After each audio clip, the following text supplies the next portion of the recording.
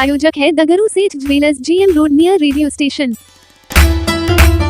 22वें अंतर्राष्ट्रीय मैथिली सम्मेलन में छाया रहा मिथिला के सर्वांगीण विकास के लिए पृथक राज्य का गठन, प्रेस वार्ता कर दी गई कई बातों की जानकारी। बाबा नगरी देवघर में आयोजित 22वें अंतर्राष्ट्रीय मैथिली सम्मेलन के दौरान मिथिला के सर्वांगीण विकास के लिए पृथक मिथिला राज्य का गठन का मुद्दा छाया रहा। उद्घाटन सत्र में राजनेताओं ने देश विदेश के विभिन्न हिस्सों से आए प्रतिनिधियों की तालियां बटोरने के लिए जहां इस मुद्दे को प्राथमिकता दी, वहीं कलाकारों ने भी आम और खास लोगों के दिल में उतरने के लिए ऐसे विषय को प्रमुखता दी। यह बात अंतर्राष्ट्रीय मैथिली सम्मेलन एवं विद्यापति सेवा संस्थान के महासचिव डॉक्टर वैद्यनाथ चौधरी बैजू ने सोमवार को दिन के 1 बजे आयोजित प्रेस वार्ता में कही। उन्होंने कहा कि मैथिली अधिकार दिवस के रूप में बीते 22-23 दिसंबर को आयोजित इस 2 दिवसीय सम्मेलन में मिथिला धाम एवं बाबा धाम के लोगों ने एक स्वर में मिथिला के सर्वांगीण विकास के लिए पृथक मिथिला राज्य के गठन को समय की मांग बताई। तो इस मौके पर कई लोग मौजूद थे जिन्हें संस्था के द्वारा सम्मानित किया गया। आइए सीधे सुनाते हैं क्या कुछ कहते हैं इस मौके पर मौजूद लोग। अजय बाबू के जे पैटर्न वाला हिनका सम्मान ले और संपूर्ण पदाधिकारी के सम्मान ले केने छलौ। आ 22वां अंतर्राष्ट्रीय मैथिली सम्मेलन जे देवघर में भेल छले ओकर रिजोल्यूशन भेल छले जे अहाँ सब एते करबे कलम अहू सबके सूचना दी जे सर्वसम्मति से निर्णय भेले मिथिला राज्य के से सर्वसम्मति से निर्णय भेले जे मिथिला राज्य दरभंगा ओकर राजधानी सबसे पहले संपूर्ण मिथिलावासी को मेरा अभिनंदन, नमस्कार।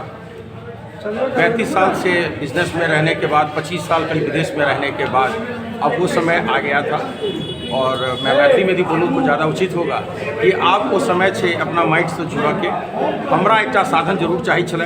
हम स्वयं बैजू बाबू से बहुत प्रभावित छी, हम अपना ज्येष्ठ भ्राता छी क्योंकि कमला बाबू से बहुत प्रभावित छी। ये सब हमरा हर तरह से अभिनंदन, स्वागत और बहुत सारा सम्मान से देने छथि। तो हम एहि संस्था के माध्यम से जे हमर सभक साध्य अछि, यानी संस्था हमरा सब लेल साधन अछि आ हमर साध्य मिथिला राज्य अछि। हमर साधन मिथिला के तरक्की, मिथिला मैथिली के कतेक विकास भऽ सके, एहि साधन के लऽ कऽ आब हम अपना जीवन के समर्पित करै छी और एहि कारण अहाँ सबक जे एखन जे किछु अहाँ सब सम्मानित केलहुँ पूरा दरभंगा, पूरा मिथिला और अहाँ सबके बहुत बहुत धन्यवाद। आपने जो है सो अपने बिजनेस के बारे में और अपने कुछ बहुत सारी यादों को यहाँ दिया है, बताया है। तो दरभंगा में रोजगार कैसे बढ़े इसके लिए भी आपने कहा है, कुछ क्या करेंगे उसके लिए?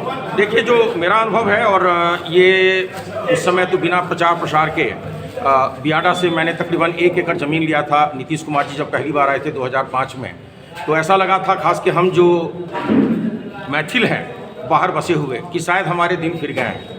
और मेरे बड़े भाई भी उस समय में यहाँ SSB के DIG और फिर बाद में IG भी थे, उनका बहुत ही व्यक्तित्व था। तो उन्होंने कहा कि तुम इतने सारी फैक्ट्रियों से माल बनवाते हो, ऐसा क्यों नहीं करते कि यहाँ दरभंगा में ही अपना करो। तो मैंने यहाँ स्थापना की, अपनी फैक्ट्री की शुरुआत हुई, बनना शुरू हुआ। लेकिन मुझे ऐसा लगा कि जो मैंने किया वो समय से पहले मैं पहुँच गया, समय से मैं आगे आ गया। एक विश्व स्तरीय फार्मा फैक्ट्री के लिए शायद दरभंगा या मिथिला उस समय तैयार नहीं था, क्योंकि मुझे जिस तरह की परेशानियां झेलनी पड़ी। और उस समय स्वर्गीय सुशील मोदी 2011 में उन्होंने स्वयं आगे बढ़ के जो भी मेरी कठिनाई थी उसको पूरा करने का प्रयास किया। लेकिन दुर्भाग्यवश फिर और कुछ राजनीतिक हस्तक्षेप की वजह से मैंने उस कार्यक्रम को स्थगित किया। और मेरी अब इच्छा है, मैं देख रहा हूँ कि जिस तरह की जागरूकता अब आ चुकी है यहाँ पे, देखिए आपके पास जो सोर्स है वो है मैन पावर का। और मैंने यही देखा था, मैं किसी भी फैक्ट्री में जाता था तो केमिस्ट कौन, तो हमारा मैथिल या बिहार का। जो हमारा मशीन मैन कौन, मैथिल या बिहारी। तो जब हमारा वर्कफोर्स यहाँ पे है, मान लीजिए कि लॉजिस्टिक्स की वजह से या सप्लाई चेन की वजह से 2-4% का यहाँ लॉस भी है, दिल्ली या बॉम्बे या साउथ में फैक्ट्री नहीं लगा के, यहाँ वो 5% का जो लॉस है वो यहाँ के मैन पावर के सदुपयोग से उसको यहीं पे रख के आप उसको मेकअप भी कर सकते हैं और आप प्रॉफिटेबल भी हो सकते हैं। और ये भावना पहले भी थी, आज भी है।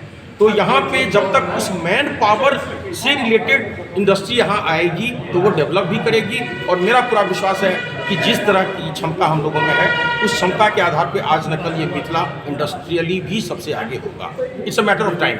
मिथिला राज्य के जो संघर्ष चल रही है मिथिला राज्य के लिए, क्या उसमें आपकी क्या अहम भूमिका होगी? सबसे पहले जैसा कि इन्होंने बताया, अभी आपने सुना होगा कि देखिए, जब जो राज्य होता है उसकी प्राथमिकता होती है।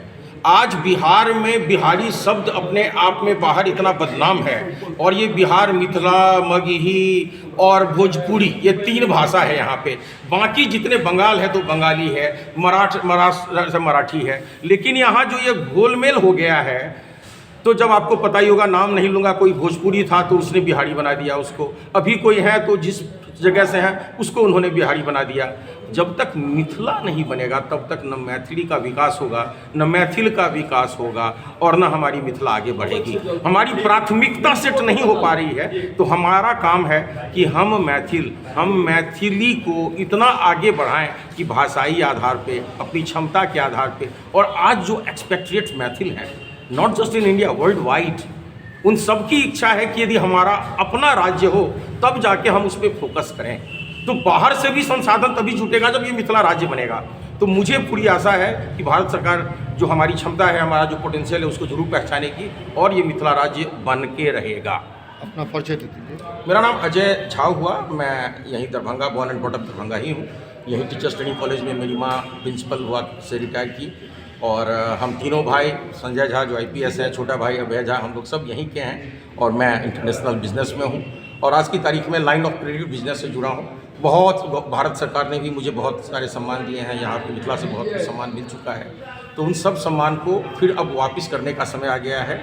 You have to give back to your society. तो मैं उसी फीलिंग से I am returning back to the society. चलिए।